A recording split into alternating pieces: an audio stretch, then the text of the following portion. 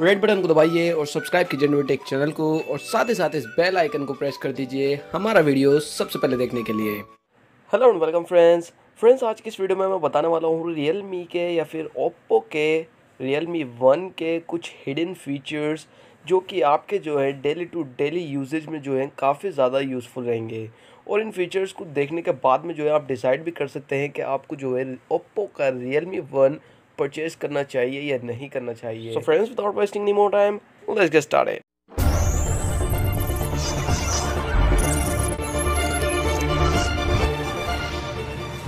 So friends, यहाँ पर सबसे पहले स्टार्ट करते हैं इसके नेविगेशन बार से, क्योंकि नेविगेशन बार काफ़ी एक हाईलाइटिंग पॉइंट होता है हर एक डिवाइस का, जो कि अब बेजललेस ट्रेंड चल रहा है। सो यहाँ पर नेविगेशन बार में आपको काफ़ी सारे फीचर्स मिल जाते हैं ओप्पो के Realme 1 में।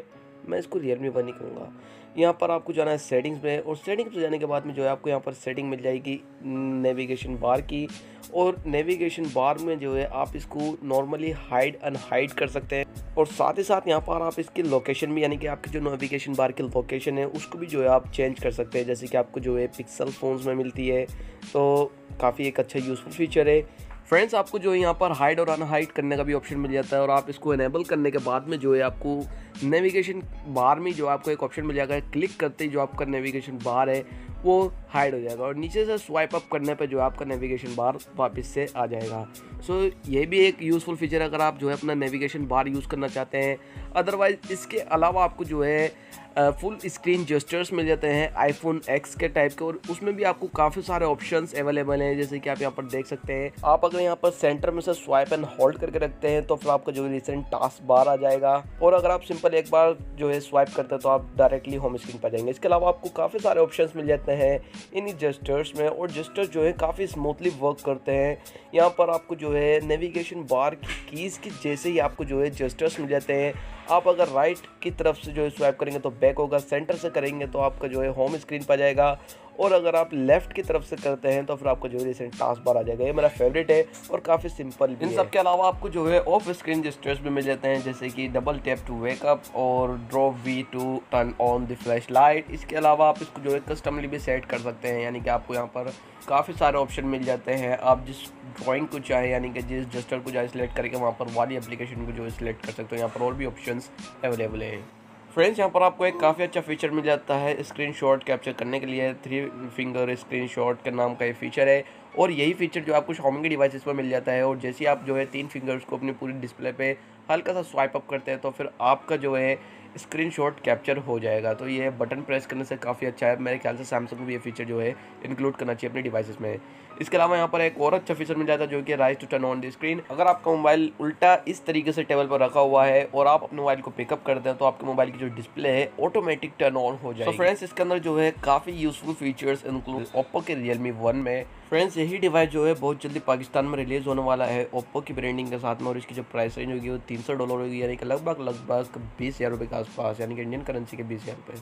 फ्रेंड्स, यहाँ पर जो आपको स्मार्ट कॉल के काफ़ी सारे फीचर्स मिल जाते हैं। आपका मोबाइल की जो कॉल ऑटोमेटिक पिकअप हो जाएगी, जैसे ही आप अपने डिवाइस को जो है अपने एयर के पास लेके जाते हैं, आपकी जो कॉल ऑटोमेटिक पिकअप हो जाएगी। इसके अलावा यहाँ पर आपको इसी के रिगार्डिंग काफ़ी सारे ऑप्शन मिल जाते हैं। फ्रेंड्स, यहाँ पर जो अगला फीचर है वो है असिस्टिव बॉल। यहाँ पर आपको जो है इस नाम का एक फीचर मिल जाता है। जैसे आप इसको टर्न ऑन करते हैं आपको जो एक बॉल नज़र आती है। यहाँ पर इसके कुछ जेस्चर्स हैं, यानी कि अगर आप सिंगल टैप करेंगे तो बैक, और अगर आप टैप एंड होल्ड करके रखेंगे तो आप यहाँ पर भी जो है अपनी सेटिंग को सिलेक्ट कर सकते हैं। ये उनके लिए है जो कि चाहते हैं, यानी कि फुल स्क्रीन जेस्चर्स यूज़ करना नहीं चाहते, नेविगेशन की बार यूज़ करना नहीं चाहते, साथ में आपको मिल जाता है ये एक फ़ीचर।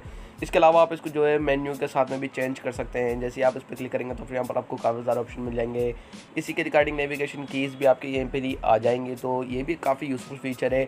अगर आप चाहते हैं इसको यूज़ करना तो फिर आप यहाँ से इसको जो है ओपन कर सकते हैं। यहाँ पर आप जितना चाहे इसको जो है ट्रांसपेरेंट कर सकते हैं। बाकी ये ऑटोमेटिक 5 से 6 सेकेंड में जो है ऑटोमेटिक जो है काफ़ी ज़्यादा लाइट हो जाता है। डिस्प्ले पे इतना ज़्यादा शो नहीं होता है ये इसके अंदर, और फीचर है ये भी। फ्रेंड्स, यहाँ पर हम बात करते हैं इसकी सिक्योरिटी के बारे में, क्योंकि ये काफ़ी इंपॉर्टेंट चीज़ होती है हर एक के लिए। सो यहाँ पर सिक्योरिटी के लिए जो है आपको इसके अंदर जो है फेस लॉक और पास कोड मिल जाता है।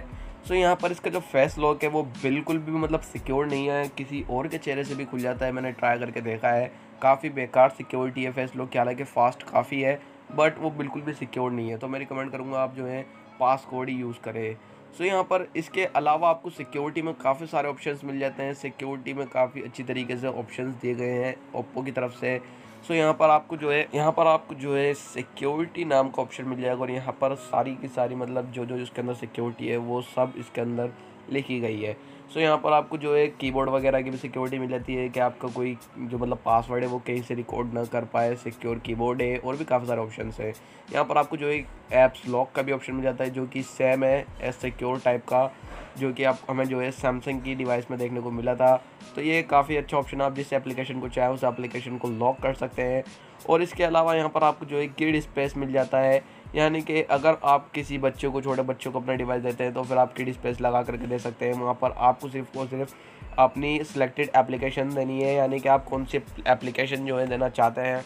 उसके अलावा मोबाइल में कुछ भी एक्सेस नहीं कर पाएगा, ना मोबाइल डाटा, ना ही आपकी सेटिंग में जा पाएगा। सिर्फ और सिर्फ वही सिलेक्टेड एप्लीकेशन जिसको आप सिलेक्ट करना चाहते हैं, इसको जो है सिलेक्ट करने के बाद में जो है आपको सिंपली एंटर पे क्लिक करना है और एंटर पे क्लिक करने के बाद में जो है आप किड स्पेस में आ जाएंगे।